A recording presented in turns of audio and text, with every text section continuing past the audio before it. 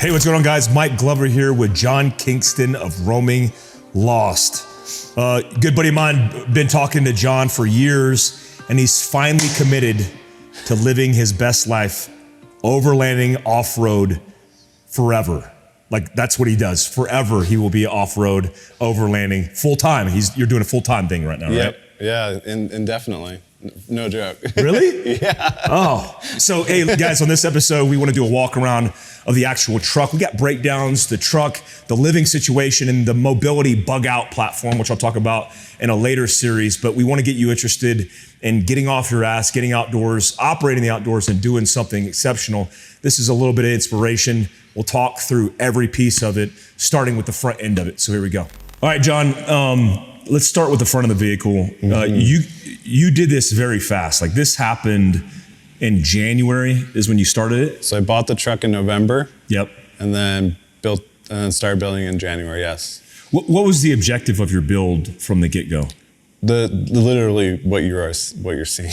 Really? Yeah. So everything that you thought, visioned, this is it? Purpose built, for sure. Yeah. Like everything from full brush bar to the dirt bike. Nice. Yeah, so so this is the 5th build that I've done. Yeah. So used all that knowledge and just literally slapped it all into one truck.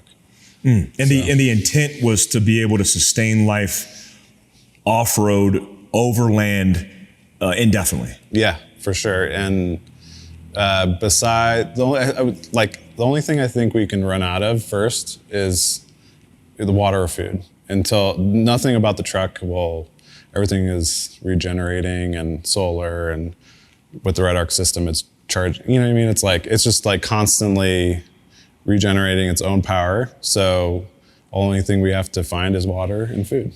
I love that. The staples of survival, which in America, that's pretty easy to find. Yeah. That's the least of your worries is water and food.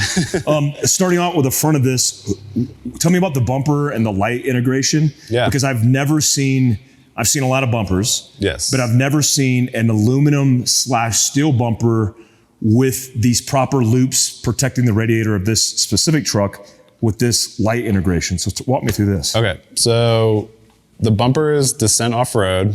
It's a steel mounted aluminum bumper. So we got the wings, center, and wing are aluminum. Brush bar is steel, and then everything attached to the truck is steel. Wow. So it's like ultra tough and light. I mean, the lower portion of this bumper was 110. Yeah. So 110 pounds. I don't know about the brush bar, so we didn't weigh it. But then you have a 12,000 pound winch only because of supply issues. We would have went with a 16.5 TI by Warren, but even under the winch, we have a radiator guard with the louvers or whatever they're called. So it allows air in, because this truck does have 2 big radiators. Yeah. Being a diesel, and then that was custom, I assume. Yeah. And the guys at Descent built this bumper in 5 days. From scan to powder coat and install. So everything it was really amazing to see, actually. And everything's made in the USA. Everything's made under one roof. Wow. Everything. Yeah. Which is very rare in the industry. Oh my gosh. Yeah. It was amazing. Really impressive to watch. And then we have Factor 55 Ultra Hook, and then rigid XPs. So the yellows are in their GPS mode, their adapt mode. Ooh, nice. And then the clears are in a full on mode, so they're just ultra bright all the time.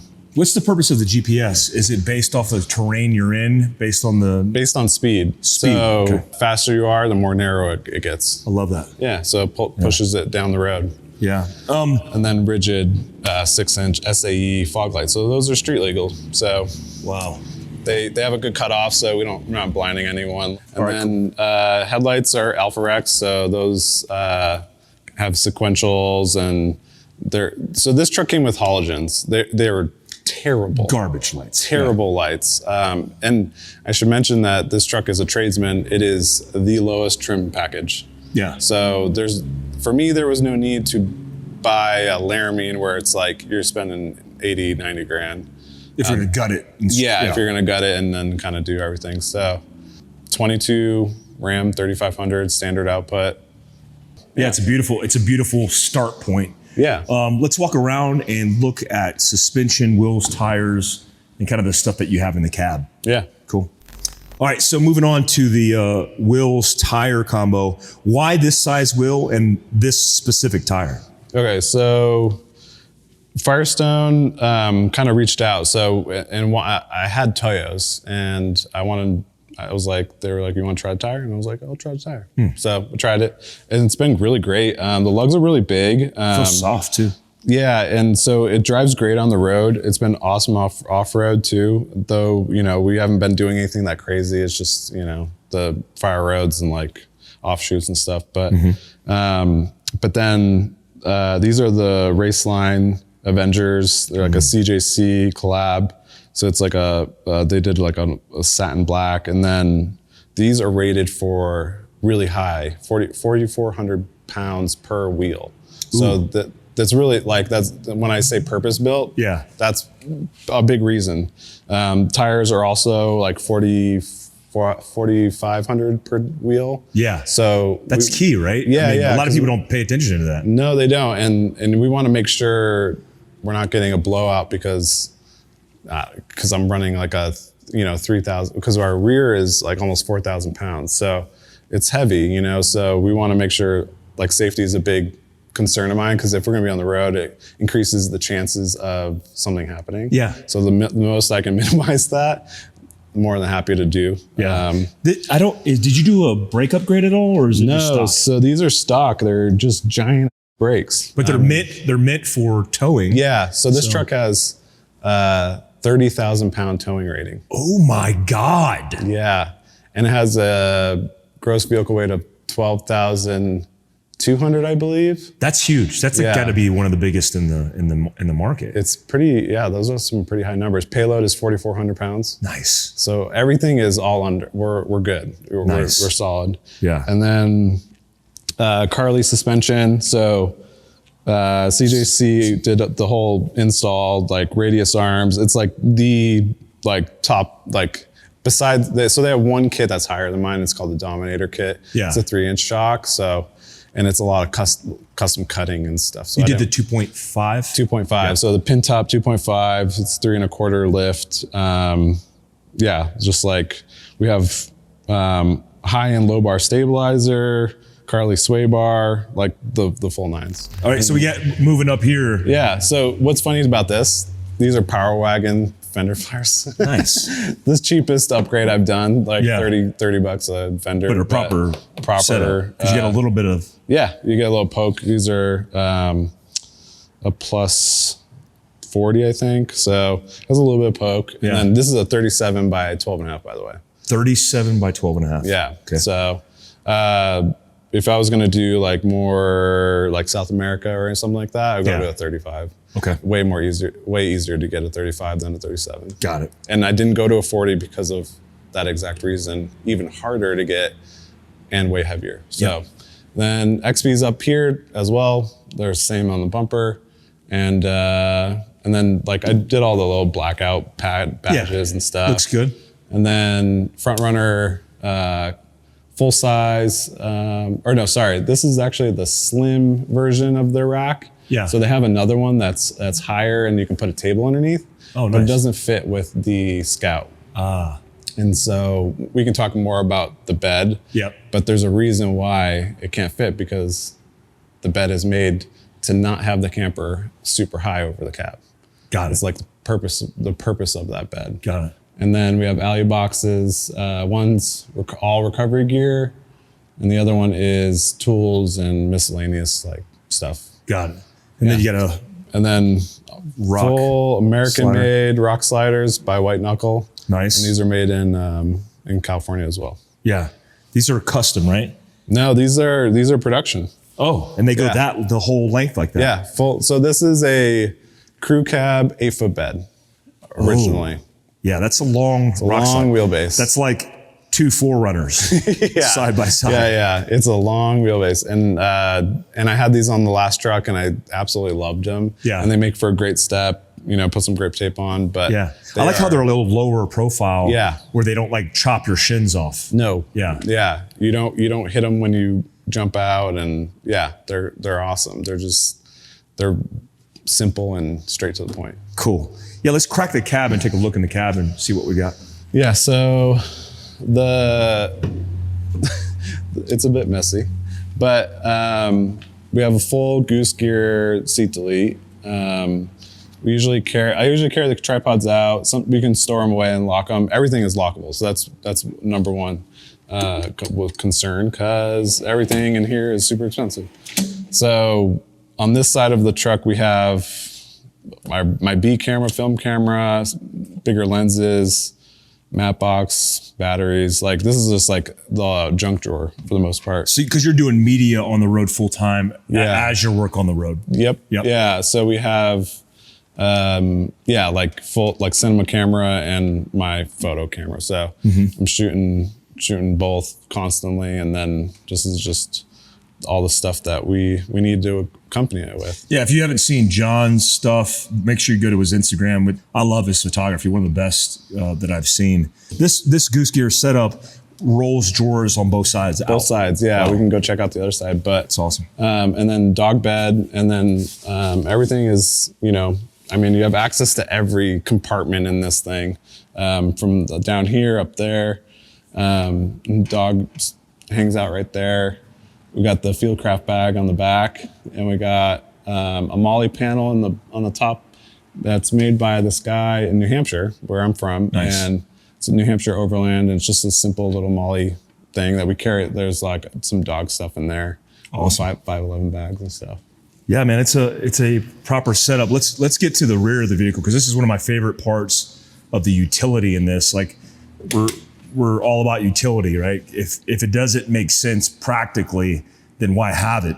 And when I look at these kind of trucks, a lot of them don't have this kind of setup, but I noticed this and it stood out to me, the external compartments of it. So we'll get to that last. All right, moving on to the rear end of this thing. This is a is this considered a flatbed, or is utility technically bed? Yeah. Because it has, it's weird. It's a like seems to be like a new version of the beds now. Yeah. Because it has all the drawer space on the outsides. Yeah. And the camper thing drops in because it has the T-slot. Yeah. So I guess it's a utility bed. Okay. Yeah. So this is a custom utility bed made by Bowen Customs, which would be cool. Yeah. So this is about 18-inch canopy. So the full bed is actually 9 feet now. To start with 8 feet, right? So we're able to. This is that extra gap space you get. Yeah. So 8-foot camper on an 8-foot bed, but then the canopy. Yeah. And then the canopy holds all of our camper jacks, because you never know when you're gonna have to pull the camper off. And then full-size spare, max tracks in there for now. We have these custom-made wood kind of risers, because our truck is too tall to actually use the camper jack. So we have a solar panel in here, like red arc solar panel. So it's just a full pass through too. So you access it from both sides. Yeah. Nice. So and you get the full size spare. Yeah. So we do 5 tire rotations, and it's pretty handy, because then you could just roll that thing out the other side. Smart. Yeah. And then just basic bed storage. So, this is our gym drawer, we call it, because this is stuff like if we go to Planet Fitness or something and take a shower, we just grab that. And we didn't mention it, but he's rolling full time with his spouse and the dog. So this is livable with 2 people plus the dog, which is pretty impressive. Yeah, for sure. And then, so if you had a truck bed, you obviously wouldn't have this storage. So you gain this all back, and this side's kind of boring, but full pass through, like one big drawer, so you can have skis or snowboards too in there. He even makes like I don't have it, but a door at the end, so where you could just slide in and out. Yeah. You don't have to like worry about going on the side. So I love that. we carry the water in here for now, but we're gonna build a water tank under the bed where the spare used to go, because the 37-inch can't fit where the spare goes. Oh, okay. So instead we cut the spare tire carrier out, and we put a twin compressor by Extreme Outback. Oh, Extreme Outback. Yeah. And so, we're just, and we have a full air system too. Yeah. So, but yeah, it's just a bunch of storage and. Oh, wow. Even in here. Yeah. Like they thought of every little use of piece. space. Yeah. And then on the Scout specifically, they have this kind of side storage. And then we have like front runner cases. I have a Ronin in there. And then this is where we would Go back to the future. That's like the petroleum thing. And yeah. put some Budweiser in there or banana peel. Yeah. It's a big ass blender. No, it's a water in, water out. It has a pump built in. You just power it and it filters the water. So how much? So this is a filtration system. Yeah. Does it have water on board? Can you store water on board, or is it? So the water we use is those blue containers. Got it. For now. Yeah. But when we have the water tank underneath, we'll be able to pump water in and out into that. Smart. Yeah. So we can. So the water in the tank will always be filtered. So you can get water from any source, anywhere. Yeah. And it purifies and sanitizes it. Yep. And so because there's a pump behind this panel, and so you could literally throw a hose in the river. Yeah. And it just filters it. Oh. Yeah. So that way you have unlimited water. Yeah. And you don't have to carry the weight of a bulky system that's carrying 6+ pounds of water per gallon. Yeah. So we have 22 gallons of water on board. Wow. So, and we roughly, that's about our week of water. Wow. And that we don't really take the shower. We don't shower on the road. We just run it at Planet Fitness actually, because it's just super easy. Yeah. And so that gets us through a week, but we're never really a place for more than 4 days. So is that the goal and objective for you? Is just to keep mobile, keep on the move? Yeah. Explore. So, we're doing the whole country. So, the more we can see, the better. What do you do when you see the whole country? You're just like, all right, we're done. Time to go home. Well, next year we're going to go to Alaska. So then you got South America. You got Iceland is actually top of my list. Really? Yeah. So get it shipped to Iceland. Yeah. Ooh, smart. You can ship it from the Canada on the East Coast, I believe. Wow. The row boat. So you just cool. Roll on, roll off boat. But there's a lot to see in this country. So I mean, we're happy to explore it. So that's so awesome, man. Yeah. All right. So, the overall objective for you in this particular build for the truck was sustain life for an indefinite period of time. Is there anything that you would change about the experience for the build? Yeah. Like off camera, we were talking about the truck. I would have 100% gone 5500. I mean, you could do a Ford version of that too. But with the Ram, going to a 45 or 5500, you gain 10 degrees more turning radius. I cannot U-turn this truck in a road. Oh, interesting. So in a 5500 you can, because I believe the axles are wider. Yeah. And that's why they have the huge fender flares. And so they actually can turn more, right? So then you're able to do U-turns like a commercial truck should. Yeah. When you're in a interesting. I would have never thought about that. And I didn't either. I learned that afterwards. So and you said off chassis. You can get it off chassis. Yeah, no bed on the back, and because if you're going to put a bed on it, there's no point in, because you can do a bed delete from this, but it'll only give you $400 off. So if you order the truck though, but you go to a Ram dealership with a commercial division, and you can buy them, and you can also probably get it for the same price I paid for this truck. So they're not much more money. Yeah. So. But you're gaining a little bit more kind of capabilities in a way. But then you run into other issues. So you can't run Carli suspension. You have to run other types of suspension. For the 5500? For the 5500, for the commercial trucks. Yeah. So you can, or at least that's what my understanding. I could be wrong, but I don't remember there being a Carli suspension for that. Yeah. But there's like Liquid Spring. I mean, there's like so many other commercial like suspension companies out there. So yeah. Any other regrets? But yeah, no, I guess the only other one would be, it's something that I ordered was the high output version of my motor. I have a standard output. We're at like, I don't know, let's say 800 foot-pounds of torque. The high output has 1,000. So there's just like little things, but I haven't found any issues with power. So the high output is like kind of like, I could live without it. So yeah, but besides those two things, really, there's not much to complain about. We have some solutions for the rear dirt bike carrier, because since we do have a rear entry vehicle or like camper, it is a pain in the butt to get in and out of, but we have something that might solve that. So yeah, the mobility section of that for the bug out with the bike and everything else will be on our Patreon account on patreon.com/Mike Glover. I'm so interested in this build because I'm going to do this this year. I mean, he's going to make me, I'm going to go down the road and buy a 5500 right now. But the overall objective for me is to be able to get off grid, off-road and overland travel with my family, which includes my 2 kids and my very attractive girlfriend. But dude, thank you so much for sharing that information. It's so cool to see you. It's so cool to link up. No, there's a lot of it was like we've said, purpose built. So did a lot of research and I just kind of applied everything I could to it. So it's an amazing build. And you will be at Overland Expo. What's the next Overland Expo you're going to be at? We'll do all of them this year. Yeah. So Pacific Northwest, Colorado, and East Coast. Yeah, Fieldcraft Survival will be there as well. But go make sure you come out and see John's truck. It's Roaming Lost. All of the information is in the links below. We'll make sure we link you to everything that he's got going on because he's actively living this lifestyle.